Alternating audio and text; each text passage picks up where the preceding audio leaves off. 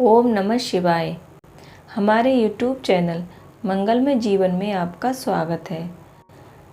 आजकल आप इस चैनल पर श्रावण मास माहात्म्य की कथाएं सुन रहे हैं। आज की वीडियो में आप श्रावण मास माहात्म्य के 12वें अध्याय की कथा का श्रवण करेंगे। आज की कथा में आप स्वर्ण गौरी व्रत की विधि और कथा के बारे में जानेंगे। भगवान शिव जी का ध्यान करते हुए आज का वीडियो शुरू करते हैं। भगवान शिव कहते हैं कि हे ब्रह्मपुत्र, अब मैं स्वर्ण गौरी व्रत का वर्णन करूंगा। यह व्रत श्रावण मास के शुक्ल पक्ष की तृतीया तिथि को रखा जाता है। इस दिन प्रातः काल स्नान करके नित्य कर्म करने के बाद संकल्प करें और 16 श्रृंगारों से पार्वती तथा शंकर जी की पूजा करें। इसके बाद भगवान शिव से प्रार्थना करें कि हे देव, हे जगतपते, मैं आपसे प्रार्थना करती हूँ, मेरे द्वारा की गई पूजा आप स्वीकार करें।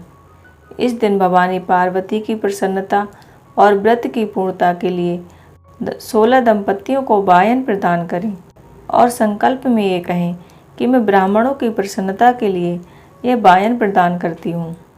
भगवान शिव कहते हैं कि चावल के चूर्ण से 16 पकवानों से 16 बांस की टोकरियों को भरकर तथा उन्हें वस्त्र आदि से ढककर पुनः 16 ब्राह्मण दंपतियों को बुलाकर इस प्रकार कहते हुए प्रदान करें, यह दान मैंने व्रत की संपूर्णता के लिए किया है, मेरे कार्य में सिद्धि हो।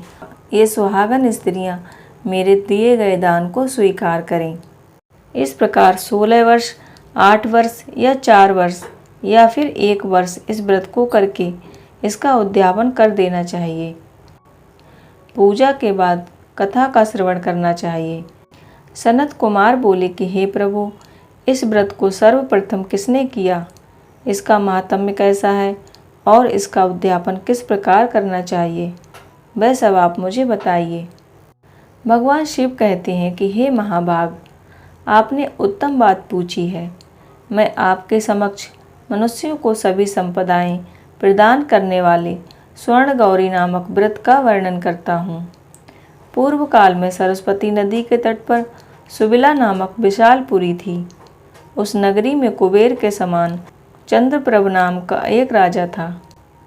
उस राजा की सौंदर्य से संपन्न मंद मुस्कान वाली और कमल के समान नेत्रों वाली महादेवी और विशाला नामक 2 पत्नियां थीं। उन दोनों में बड़ी महादेवी नामक पत्नी राजा को अधिक प्रिय थी।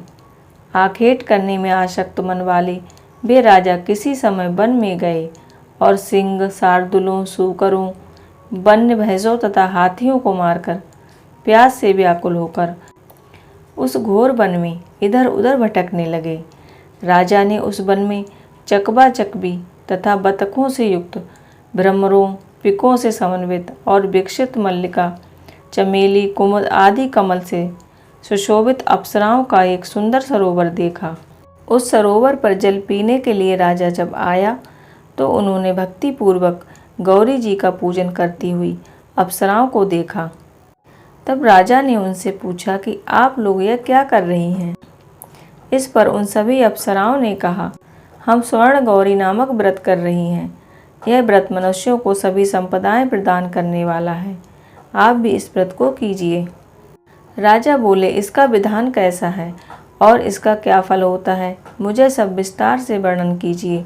वे स्त्रियां बताने लगीं कि हे राजन, यह स्वर्ण गौरी नामक व्रत श्रावण मास की शुक्ल पक्ष की तृतीया को किया जाता है।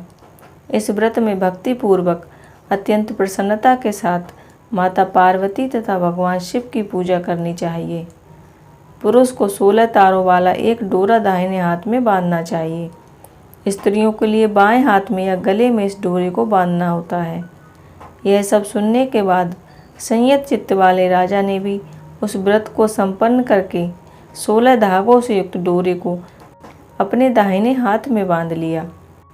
उन्होंने कहा कि हे देव देवेश, मैं इस डोरे को बांधता हूँ, आप मेरे ऊपर प्रसन्न हों और मेरा कल्याण करें। इस प्रकार देवी का व्रत करके वे अपने घर को आ गए।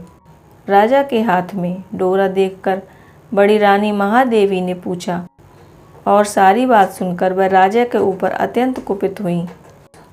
राजा ने रानी को कहा कि आप ऐसा क्रोध मत कीजिए। रानी ने उस डोरे को तोड़कर बाहर एक सूखे पेड़ के ऊपर फेंक दिया। उस डोरे के स्पर्श मात्र से वह वृक्ष फल फूलों से युक्त हो गया। उसके बाद उसे देखकर दूसरी रानी भी आश्चर्यचकित हो उठी और उस वृक्ष पर स्थित टूटे हुए डोरे को उसने अपनी बाएं हाथ में बांध लिया।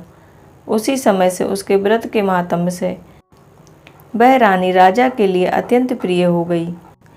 वह बड़ी रानी व्रत के अपमान के कारण राजा से दूर हो गई और वन में चली गई।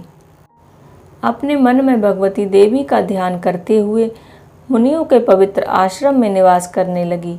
कहीं कहीं श्रेष्ठ मुनियों के द्वारा यह आश्रम में रहने से रोक दी जाती थी कि हे पापिन, अपनी इच्छा के अनुसार यहाँ से चली जाओ। इस प्रकार घोर वन में इधर उधर भटकती हुई वह रानी अत्यंत दुखी होकर एक स्थान पर बैठ गई। तब उसके ऊपर कृपा करके देवी उनके सामने प्रकट हो गईं। उन्हें देखकर वह रानी भूमि पर दंडवत कर उनकी स्तुति करने लगी और कहने लगी कि हे देवी, आपकी जय हो, आपको नमस्कार है। हे भक्तों को वर देने वाली, आपकी जय हो। शंकर के वाम भाग में विराजने वाली, आपकी जय हो। तब देवी की भक्ति के द्वारा वरदान प्राप्त करके और गौरी जी की अर्चना करके उसने जो व्रत किया, उस व्रत के प्रभाव से रानी के पति उसे फिर से घर ले आए। उसके बाद देवी की कृपा से उसकी सभी कामनाएं पूर्ण हो गईं। राजा सभी समृद्धियों से संपन्न होकर उन दोनों के साथ पूर्ण रूप से राज्य करने लगे। अंत में राजा ने उन दोनों रानियों सहित शिव पद को प्राप्त किया। भगवान शंकर जी कहते हैं, हे सनत कुमार, जो स्त्री इस स्वर्ण गौरी व्रत को करती है वह मेरी तथा गौरी की अत्यंत प्रिय होती है। इस जगत में सुख और सौभाग्य के साथ रहती हुई मरने पर मेरे लोक को जाती है। हे सनत कुमार, अब आप इस व्रत की उद्यापन विधि सुनिए। भगवान शिव जी कहते हैं कि चंद्रमा तथा ताराबल से युक्त शुभ तिथि तथा शुभ वार में एक मंडप बनाकर उसके मध्य में अष्टदल कमल के ऊपर धान्य रखकर एक घड़ा स्थापित करें। उसके ऊपर तिल से भरा हुआ पात्र रखकर उस पर भगवान शंकर और माता पार्वती की 2 प्रतिमाएं स्थापित करें। भगवान शिव को सफ़ेद वस्त्र और यज्ञोपवीत पहनाएं। उसके बाद माता पार्वती को लाल वस्त्रों को पहनाएं। मंत्रों से विधि पूर्वक उनकी पूजा करें। रात्रि में जागरण करें और प्रातःकाल पूजा करने के बाद हवन करें। हवन के लिए जौ मिश्रित तिल, घी पूर्ण रूप से होना चाहिए। 1000 या 108 आहुति डालनी चाहिए। उसके बाद वस्त्र, अलंकार तथा गौ के द्वारा आचार्य का पूजन करना चाहिए।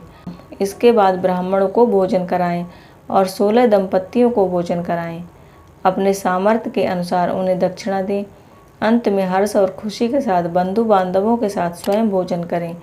इस प्रकार व्रत करने से स्त्री सदैव अखंड सौभाग्यवती रहती है और पुरुष सुख, समृद्धि, धन धान्य से परिपूर्ण होता है। भगवान महादेव और माता गौरी की कृपा आप सभी पर बनी रहे। आप अखंड सौभाग्यवती रहें। इस प्रकार श्री स्कंद पुराण के अंतर्गत ईश्वर सनत कुमार संवाद में श्रावण मास माहात्म्य में स्वर्ण गौरी व्रत की कथा 12वां अध्याय संपूर्ण हुआ। अगर आज का वीडियो आपको पसंद आया हो तो वीडियो को लाइक ज़रूर कीजिएगा। अगर आपने चैनल को सब्सक्राइब नहीं किया है तो चैनल को सब्सक्राइब करके बेल आइकन प्रेस कीजिएगा। ओम नमः शिवाय।